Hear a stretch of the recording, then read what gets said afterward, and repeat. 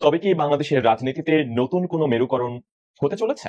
কারণ সাম্প্রতিক সময়ে অন্তর্বর্তীকালীন সরকারের উপদেষ্টারা এমন সুরে কথা বলছেন, তাতে স্পষ্টত অনেকটা একটা জিনিস সামনে আসে। প্রিয় দর্শক, এই মুহূর্তে পাওয়া গরম বাংলা সংবাদ। শেখ হাসিনার ক্ষমতা ভাঙার চেষ্টা, চলেন কি হতে চলেছে দেখে স্ক্রিনের মাধ্যমে। তবে কি বাংলাদেশের রাজনীতিতে নতুন কোনো মেরুকরণ হতে চলেছে?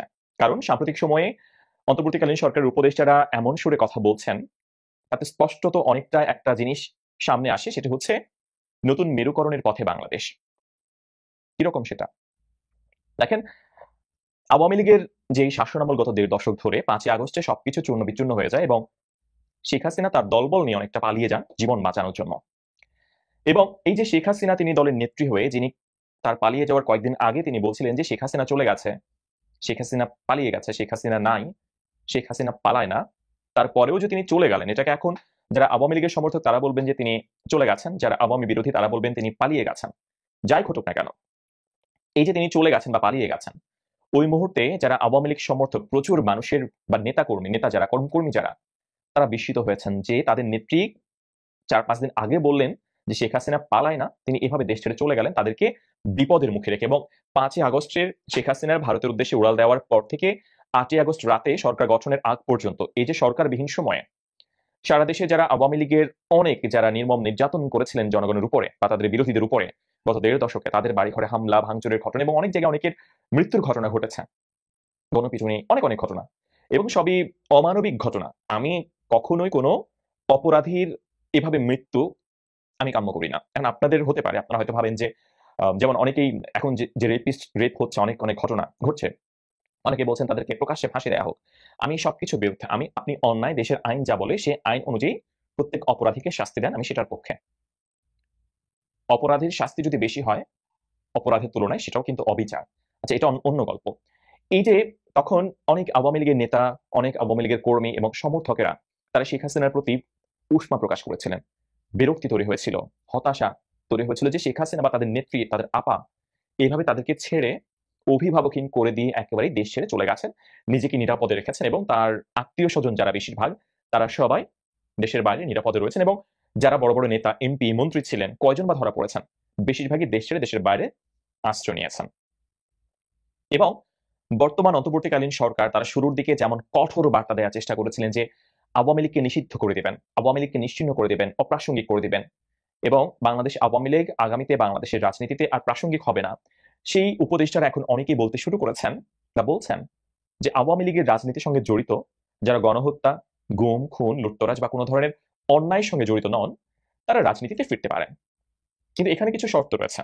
নাম্বার 1 শর্ত যে তারা আওয়ামী লীগের নামে রাজনীতি করতে পারবেন না, এমন কথাও বলা হচ্ছে, বা আওয়ামী লীগের নিবন্ধনও বাতিল করা হবে গণহত্যার দায়ে, এমন কথাও একই রকম ভাবে বলা হচ্ছে। এখন এখানে দুইটা এক ঢিলে ২-৩ পাখি মেরে ফেলার মতো ঘটনা ঘটতে পারে। বিএনপির একটা আশঙ্কা যে বৈষম্য বিরোধী ছাত্র আন্দোলন এবং জাতীয় নাগরিক কমিটি যে নতুন রাজনৈতিক দল গঠনের কথা যে জানাচ্ছে, এই যে আওয়ামী লীগের যারা নিরপরাধ নেতা রয়েছে, কর্মী রয়েছে, তাদেরকে রাজনীতিতে ফিরতে দেওয়ার সুযোগের যে ঘোষণা বা যে আহ্বান জানানো হচ্ছে, যে সম্ভাবনার কথা বলা হচ্ছে, এর মাধ্যমে তারা মূলত আওয়ামী লীগের ওই লোকগুলোকে, ওই নেতাদের বা ওই কর্মীদের বা ওই সমর্থকদের যারা শেখ হাসিনা বিরোধী বা তারা শেখ হাসিনার নেতৃত্ব পছন্দ করে না বা এই রাজনৈতিক পট পরিবর্তনে তারা মূলত দেশে ফিরতে চান, স্বাভাবিক জীবনে ফিরতে চান, তাদেরকে মূলত বৈষম্য বিরোধী ছাত্র আন্দোলন এবং জাতীয় নাগরিক কমিটি তারা তাদের দলে টানার চেষ্টা করছেন এবং সেভাবে তারা তাদের দল ভারী করার চেষ্টা করছেন, এমন আশঙ্কার কথা বলা হচ্ছে বিএনপির পক্ষ থেকে, এবং বিএনপিও এটা জোর গলায় তারা বলছে। অন্যদিকে আরেকটা বিষয় রয়েছে, ধরেন এর মধ্য দিয়ে শেখ হাসিনাকে দুর্বল করে দেওয়া যাবে, যে চেষ্টা বা যেটা আমরা দেখেছি ১/১১ সরকার পরবর্তী সময়ে তৎকালীন সেনা সমর্থিত তত্ত্বাবধায়ক সরকারের শাসন আমলে, তখন এভাবে আওয়ামী লীগের একটি গ্রুপ বের হয়েছিল যারা শেখ হাসিনাপন্থী এবং সংস্কারপন্থী। একই রকম ভাবে বিএনপির একটি গ্রুপ আলাদা হয়েছিল যারা বিএনপিপন্থী এবং সংস্কারপন্থী। এবং তখনও একটি জোর প্রচারণা ছিল এরকম যে ডক্টর মোহাম্মদ ইউনূস সাহেব তখন নাগরিক শক্তি নামে একটি রাজনৈতিক দল গঠনের প্রস্তাব তিনি শুরু করেছিলেন বা সম্ভাবনার কথা জানিয়েছিলেন, এবং তিনি মূলত চাইছিলেন বা আওয়ামী লীগ বিএনপি থেকে বের হয়ে সংস্কারপন্থী নেতারা তারা মূলত ওই দলে যুক্ত হওয়ার চেষ্টা করছিলেন বা তাদেরকে ভেড়ানোর ট্রাই করা হয়েছিল, কিন্তু মূলত সেটি সফল হয়নি বলেই পরবর্তীতে রাজনীতির খেলা ঘুরে যায় এবং নির্বাচনের মাধ্যমে আওয়ামী লীগ ক্ষমতায় আসে। এখন অনেকেই মনে করেন যে এর মাধ্যমে মূলত শেখ হাসিনাকে দুর্বল করে দেওয়া যাবে, কারণ শেখ হাসিনার এখন এমনি দুরবস্থা বা আওয়ামী লীগের দুরবস্থা। এখন এই টোপ দিয়ে আওয়ামী লীগের প্রভাবশালী অনেক নেতাকে যদি এই টোপ দিয়ে আওয়ামী লীগ থেকে আলাদা করে ফেলা যায় বা শেখ হাসিনার নেতৃত্বের প্রতি চ্যালেঞ্জ ছুড়ে দেওয়া যায়, আওয়ামী লীগের শেখ হাসিনার কর্তৃত্বের প্রতি চ্যালেঞ্জ ছুড়ে দেওয়া যায়, সেক্ষেত্রে শেখ হাসিনাকে দুর্বল করে দেওয়া অনেকটাই সহজ হয়ে যাবে। এটা অনেকেই মনে করছেন এবং এটাও ঘটতে পারে। কারণ আওয়ামী লীগের আমরা দেখেছি অনেক নেতারা রয়েছেন, অনেক কর্মী রয়েছেন যারা মূলত সুবিধাবাদী ছিল। এমন অনেকেই আপনারা দেখবেন, আমি কারো নাম বলছি না।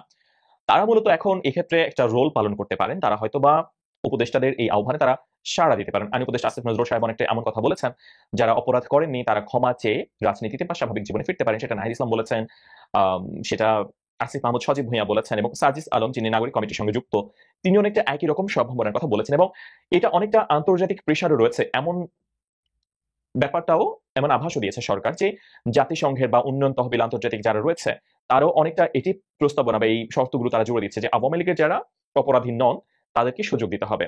এবং এটা অনেকটা নেলসন ম্যান্ডেলা, যিনি বর্ণবাদ বিরোধী আন্দোলনের অন্যতম বড় নেতা, তিনিও তখন এসে করেছিলেন। কারণ আওয়ামী লীগের একটা বড় অংশ রয়েছে যারা বাংলাদেশের একটা বড় অংশ যারা আওয়ামী লীগের সমর্থক, সেই বড় অংশটাকে উপেক্ষা করে, তাদের মতামতকে উপেক্ষা করে তাদেরকে যদি রাজনীতির বাইরে ঠেলে দেওয়া হয়, সেক্ষেত্রে গণতান্ত্রিক যে শক্তিশালীকরণ একটা আশা প্রত্যাশা সবাই করছে, সেটা তো সফল হবে না।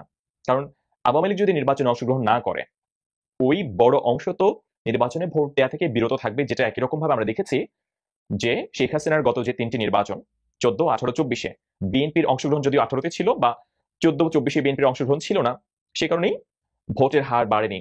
কারণ আওয়ামী লীগও জানে, যারা সমর্থক তারাও জানে যে আমি ভোট না দিলেও আওয়ামী লীগই ক্ষমতায় থাকছে। তো একই রকম ভাবে যদি আওয়ামী লীগকে নির্বাচনী প্রক্রিয়ার বাইরে রেখে দেওয়া হয়, ওই বড় অংশটা তারা ভোট দান থেকেই বিরত থাকবে, কারণ তাদের পছন্দের দল ব্যালট পেপারে তাদের নাম নেই। এটা ছাড়াও যারা এমনিতে ভোট দিত বা যারা বিএনপিকে ভোট দিত, তারাও কিন্তু অনেকটাই তখন ভোটদানে উৎসাহ বোধ করবে না, কারণ তাদের বড় প্রতিপক্ষ আওয়ামী লীগ নির্বাচনের মাঠে নেই। তো এখন সরকার যে নির্বাচন কমিশন সংস্কারের ব্যাপার বা নির্বাচনী সংস্কার, সেখানে আমরা একটা প্রস্তাবনা দেখলাম যে কমপক্ষে 40% ভোট পড়তে হবে, নির্বাচনে না হলে পুনরায় নির্বাচন করতে হবে। আপনারা জানেন যে গত 24-এ নির্বাচনে ভোটের হার নিয়ে প্রশ্ন রয়েছে।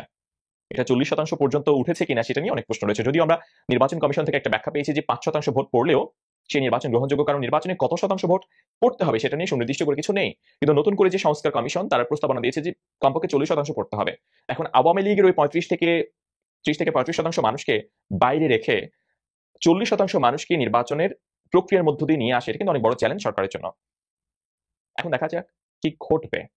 তবে কি আওয়ামী লীগ ভেঙে যাবে, বা নির্বাচনী খেলায় শেখ হাসিনার কর্তৃত্ব কমে যাবে আওয়ামী লীগের উপর?